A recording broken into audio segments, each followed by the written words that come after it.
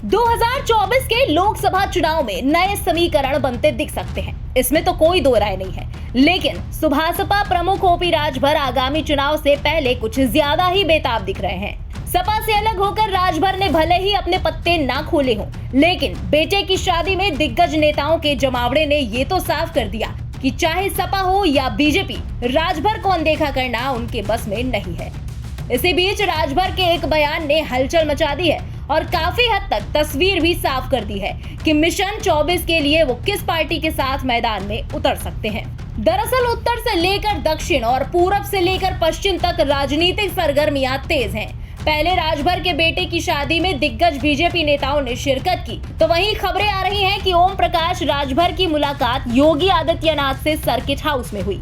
हालांकि बातचीत में उन्होंने मुलाकात से इनकार किया। वहीं दूसरी तरफ ओपी राजभर ने अखिलेश, मायावती, सोनिया गांधी, जयंत चौधरी और नीतीश कुमार को एक मंच पर आने के लिए कहा।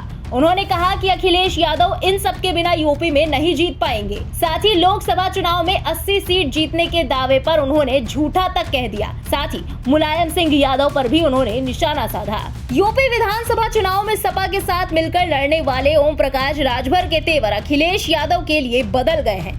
उन्होंने मीडिया से बात करते हुए अखिलेश को सबसे बड़ा झूठा करार दिया। कहा कि एक तो उनके पिताजी मुलायम सिंह यादव झूठ बोलते थे और उनके जाने के बाद अब अखिलेश यादव झूठ बोल रहे हैं। उनसे बड़ा झूठा कोई है ही नहीं।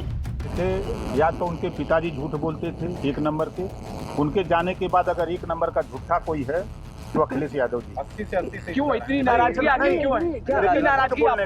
प्रमाण में दे रहा हूँ। नाराजगी की बात आप कर रहे हो भाई। विधानसभा के चुनाव में 400 जीतेंगे, क्या हाल हो गया? 400 जीते, अब कह रहे हैं 80 सीट जीतेंगे। कैसे जीतोगे भाई? अकेले दम है जीतने की? सरकार तो नहीं बना पाए। ये तो बीजेपी करती है। नहीं, आप भी बोल रहे हो। अरे मैं नहीं बोल रहा हूँ, क्योंकि समाजवादी पार्टी के मुखिया ने कहा 80 सीट जीतेंगे। ये मैं नहीं कह रहा हूँ, तो आप किस मुँह से जीतेंगे? आप मायावती के पास वोट है, उसके यहाँ नहीं जाओगे। ओम प्रकाश राजभर के पास वोट है, नहीं जाओगे। आप चंद्रशेखर के पास वोट है, जयंत के पास वोट है, आप सबको साथ लेके नहीं चलोगे। गौरतलब है कि लोकसभा चुनाव के पहले बीजेपी का फोकस पूर्वांचल पर है, क्योंकि पूर्वांचल की कई सीटें ऐसी हैं जहां 2019 में पीएम मोदी के चेहरे के बावजूद बीजेपी के लिए सीटें जीतना हमेशा से मुश्किल भरा रहा है। पूर्वांचल के जौनपुर, घोसी, लालगंज, गाजीपुर, अंबेडकर नगर, सलेमपुर, आजमगढ़, बलिया जैसी सीटें हैं जो बीजेपी के लिए हमेशा से बेहद मुश्किल भरी सीटों में शुमार रही हैं। सुभासपा नेता ओम प्रकाश राजभर का इन सीटों पर खासा प्रभाव है। सपा से गठबंधन टूटने के बाद से ही ओम प्रकाश राजभर बीजेपी के लिए नरम पड़े हैं। वहीं बीते कुछ महीने से राजभर खुले मंच से सपा पर हमलावर दिखे तो बीजेपी के लिए नरम। वहीं सरकार ने भी उन्हें वायु श्रेणी की सुरक्षा उपलब्ध करा रखी है। सियासी जानकारों की माने तो ओपी राजभर पूर्वांचल में बीजेपी के संभावित साझेदार के रूप में देखे जाने लगे हैं।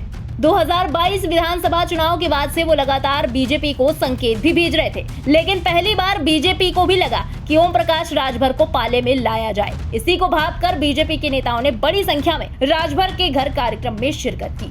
2024 के लिहाज से ये संकेत देना जरूरी था कि बीजेपी पूर्वांचल में गंभीर है। इस हालात में ओपी राजभर भी उनकी जरूरत है। खैर, ओपी राजभर चुनाव में किसका हाथ थामते हैं ये तो आने वाला वक्त ही बताएगा। फिलहाल इस खबर के बारे में आपका क्या कहना है? कमेंट सेक्शन में लिखकर अपनी राय जरूर बताएं। देश और दुनिया की बाकी बड़ी और अहम खबरों के लिए सब्सक्राइब करें इंडिया पब्लिक खबर के YouTube चैनल को और बेल आइकन दबाना बिल्कुल ना भूलें।